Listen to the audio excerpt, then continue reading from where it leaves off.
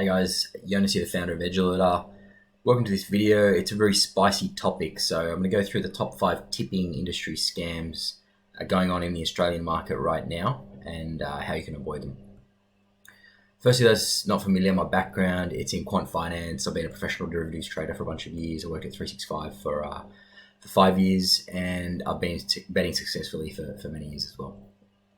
So just before I get started, just a little bit of a market sizing exercise here. So in Australia, we've got about 5 million active sport and or racing punters. Doesn't include those who slap the pokies or play lotto. So it's a meaningful number. You could even say it's about 1 out of every 4 of the adult population. Of those, only 0.5% are long-term profitable, approximately. In Australia, we've got about 150 tipping services. That's growing really fast. In the last year, it's gone up about 30%. The barriers to entry are super low. So, every man and his dog is trying to become a tipster. So we've got a number of services. What's probably mind-blowing out of all these numbers is the number of Australians that are following these services. And based on our research, approximately 1 million Australians are following at least one tipping service. So that's 20% of the 5 million actives are out there looking for assistance. Some might be looking for a bit of entertainment or whatever, but ultimately, approximately 20% are there looking for an edge through these services.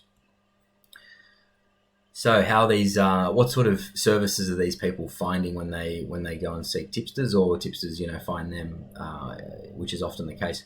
So number one, so these are the top 5, and I'll go through them in a bit more detail in the upcoming slides. Number one, by far, the biggest scam in Australia at the moment is the affiliate tipster scam. And they'll get you to sign up to a bookie through one of their links, and they literally get paid on your losses into perpetuity. Go through that in a sec. Very spicy. Not many people know about it, but it's going on on a large scale at the moment. Secondly, no proven edge. So, why are you going to follow a tipping service? Why are you going to invest with a certain fund manager or hedge fund manager over others? You want some proof of edge, some sort of proof that they can outperform the market. But unfortunately, a lot of the tipsters out there, they just guess essentially. They often pretend to have some sort of a model or data-driven approach. It's easy to fall. It's easy to get led down the garden path by these sorts of buzzwords. But that's a really big one there. Third one, false claims, and Australia's best. I'll go through that in a sec, but 20% of the tipping service in Australia claim to be Australia's best, which is spectacular. Number 4, the assumption's top price. This is really a slippage assumption. I'll go through it in a moment. In the pro trading world, the slippage assumption with your back test is extremely important. If you're assuming top price every time, i.e. zero slippage, you're kidding yourself. And a lot of tipsters, including the high profile ones, do assume zero slippage, which is totally irrational. And number 5, they're fake reviews. It's easy to get them these days, so just got to be aware of that. All right, cool. So let's go. Affiliate tipsters, number 1, this is by far the worst. So they literally get paid to tip losers. They'll often send you something like this. Maybe you've seen a Facebook ad, free NRL tips, free racing tips, whatever it might be. And all they say it's free. As long as you sign up to a bookie or bookies through one of their links. If you click on this, the bit.ly, that's actually a URL shortener, makes it look kind of legit. But if you sign up through them, they'll typically, the referrer, the tipster here, will keep 30% of your future losses. So if you drop $1,000 in the next year, they'll keep 300. If you drop 50 grand in the next 5 years, they literally made 15 grand from you. So it's obviously a ridiculous conflict of interest, given that they're also tipping you and they're profiting from your losers. So meaningful numbers here, about 300k Aussies are following them right now. So look out for them. I'll go through in the last slide how the things to look out for, so you can avoid these sorts of traps. Number 2, no proven edge. As I mentioned, they're just guessing. They pretend to have some sort of a model or typically a data-driven approach. It all sounds sexy. They might even drop AI and all sorts of buzzwords in there to really sell you.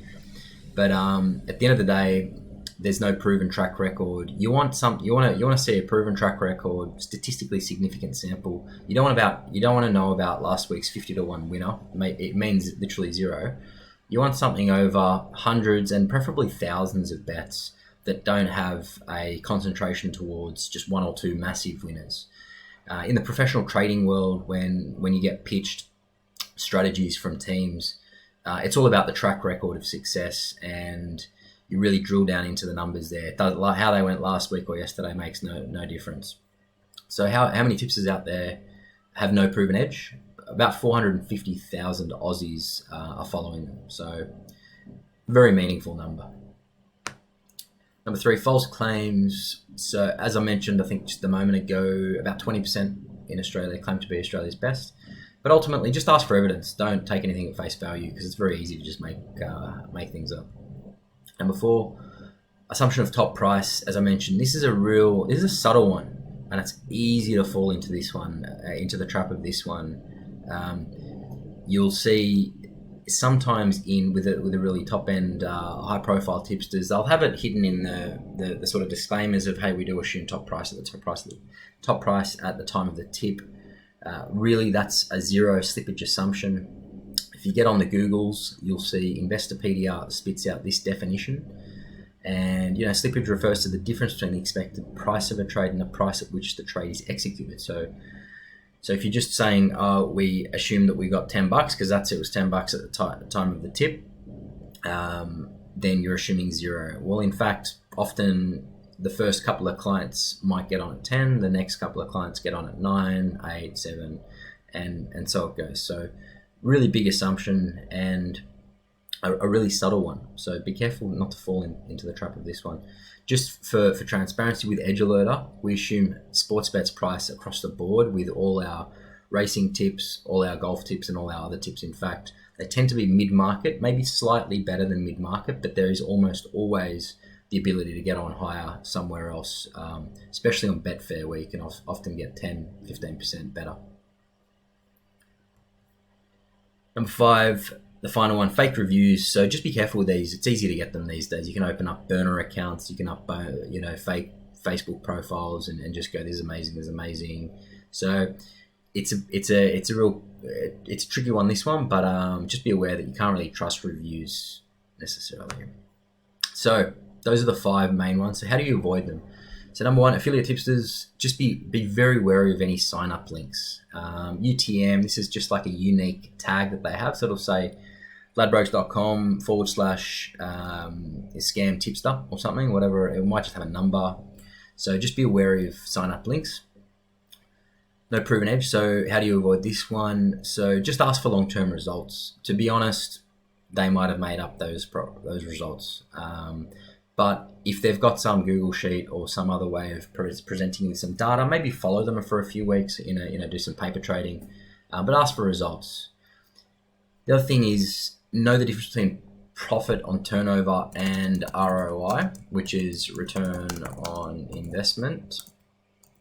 Huge difference. I'll probably create a different video for that one, but profit on turnover, essentially, if someone has a profit on turnover of 10%, and you have one bet on that, you're expected to have $110 if you had 100 on it.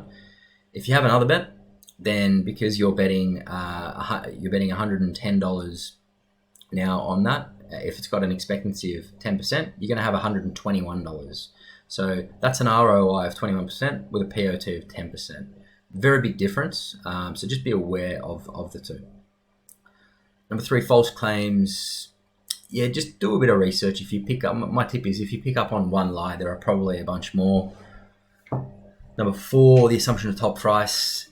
Look through and see what assumptions they make. And then if they are assuming top price, doesn't mean it's a dead service. Then try and work out how sensitive the results are to that assumption. So if you find that only 5% of the members of a service, for example, can get the top price and 95% are getting an average of 20% shorter, then the long-term results that they publish are probably wildly unachievable. Number 5, fake results. Fake reviews, sorry. Look, you can look into how legitimate the reviewers look, but to be honest, these days, it's easy to get hustled. My main thing there is just be aware that you can't rely on reviews. They may be fake. Just ask that question. Cool. So that's the end of the video here. As we've been doing recently, the best question in the question section of the YouTube video will get $100 of cash. So feel free to ask any questions in there. Gets a bit of a convo going. It's been really popular with a lot of people because oftentimes people have the same questions they want to ask, and if they see it answered, it's quite useful. If you like the video, please give it a like. It really helps us get good quality content into the market. If you want to see or get notified when our next video goes up, feel free to subscribe. And if you have any questions, you can email us here or you can message me directly on Telegram on this handle. Thanks, guys. Hope you enjoy the video. Cheers.